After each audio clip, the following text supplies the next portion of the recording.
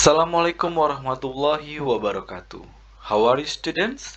Today, I'm gonna give you some explanations about the use of present continuous tense in a sentence pattern. Okay? Therefore, please put on your earphones so you can listen my voice and my explanations clearly. Okay, let's begin. The first one, when we use present continuous tense. So this is very important because we need to know and we need to use correct expressions and correct tenses when we are doing a conversations, whether it is in the present continuous, perfect, past tense or future. Therefore, I'm gonna give you some explanations about the function. Function number one is action in progress. In the example, you can see, look, someone is trying to break your car. So this is an example of a sentence in present continuous tense, but the functions to show that action in progress. Oke, bahwa kegiatan tersebut atau kejadian tersebut sedang terjadi saat ini. Next one, future arrangements. For example, I'm going to Paris tomorrow. So, by looking at the sentence, we see that I am going to Paris tomorrow is an arrangement or a future plan. Bahwa selain penggunaan will, like I will go to Paris, we can use present continuous when we are making arrangements atau planning. And then the last one, temporary events. For example, she is getting better than yesterday.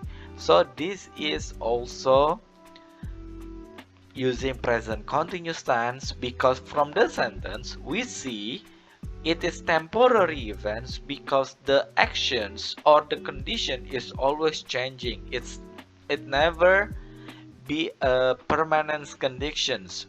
Maybe before she was sick, but now she is getting better. Nah, the word she is getting better is to show that this is temporary. Okay? Now, we need to understand the timeline for the present continuous tense. So, present continuous tense is start from the present of the time until a future. So, therefore, in the red line, after the present, it can continue to the future from the timeline of the present continuous tense. Okay? And then we need to know the verb used in present continuous tense. So here I have the base form and the ing form. For the very first one, we have look, listen, play and work. Those are, we call it regular verbs. Why? Because we just put ing after the verbs or after the letter from the last word. For example, look, looking, listen, listening. So that is what we call regular verb. And then moving and facing. So those verbs end by e. So therefore, we omit e and then we put ing at the last of the letter. Become moving. So e is omitting, is missing. Okay, because we do not use e. And then after that, we have study and hurry. So in this sentence, the best form is y.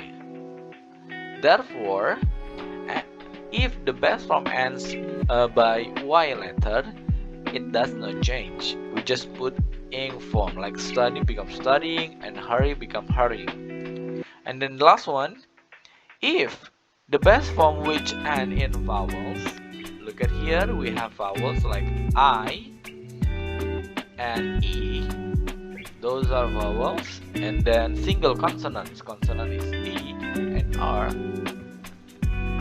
So we double the consonant, like commit become committing, prefer become preferring. So R is a consonant, T is a consonant.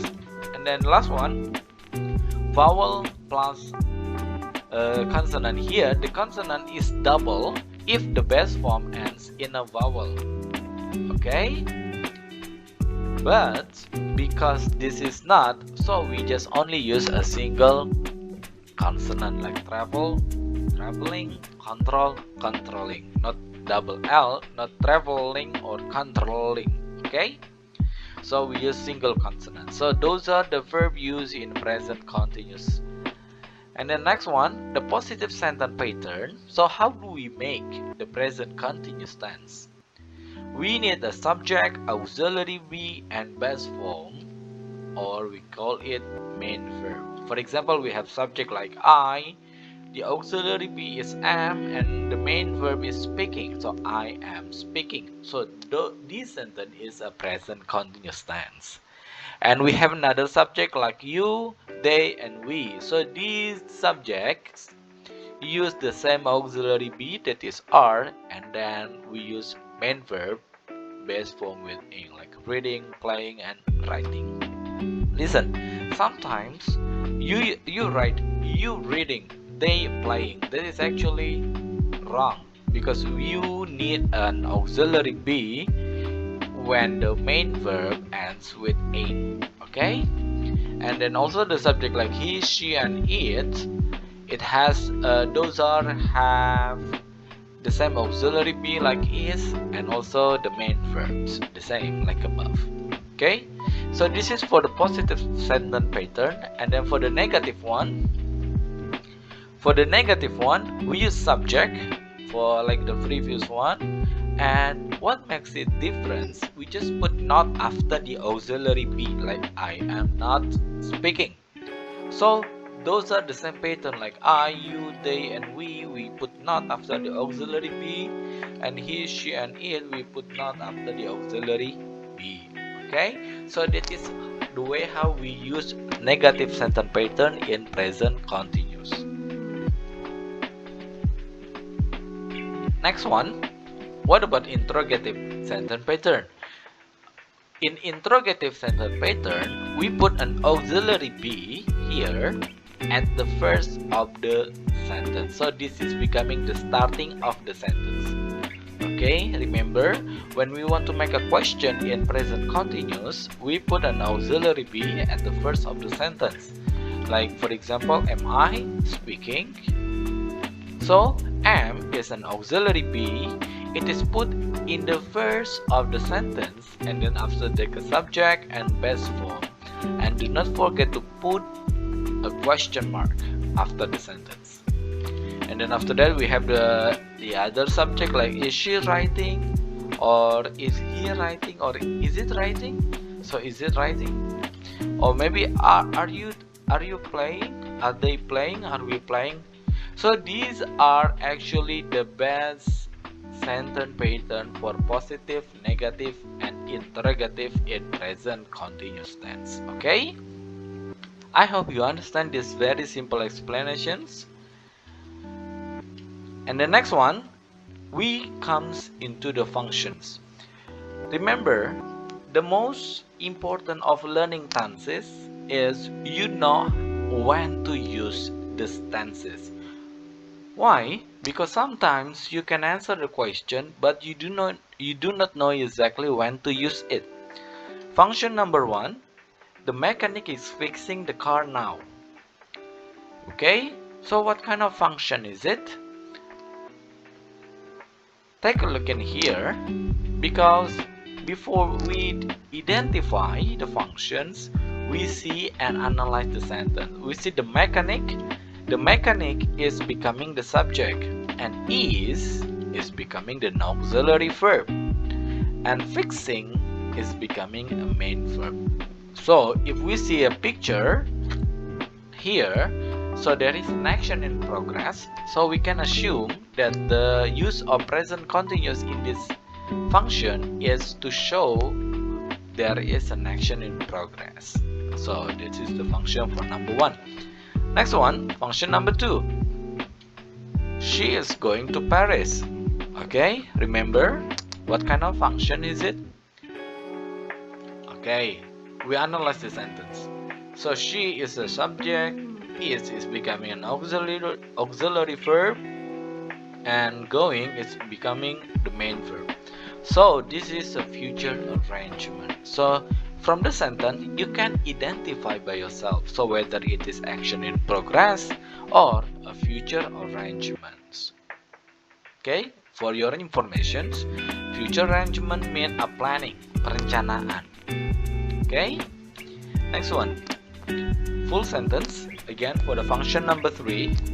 The cars are getting ready for race. Sorry, so there is a missing word, ready. So it's supposed to be the cars are getting ready for race.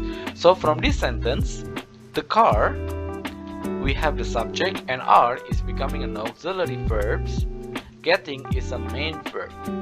Okay, and this is a temporary event. Why? Because it based on the conditions. Maybe before the car was broken, but you can see that the cars now is being fixed by the mechanic.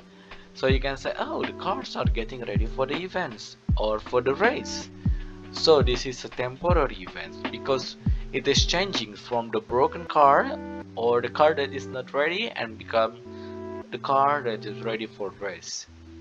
Okay, I think that's all for the explanations of present continuous tense from the 3 types and 3 sentence pattern in positive, negative, and interrogative.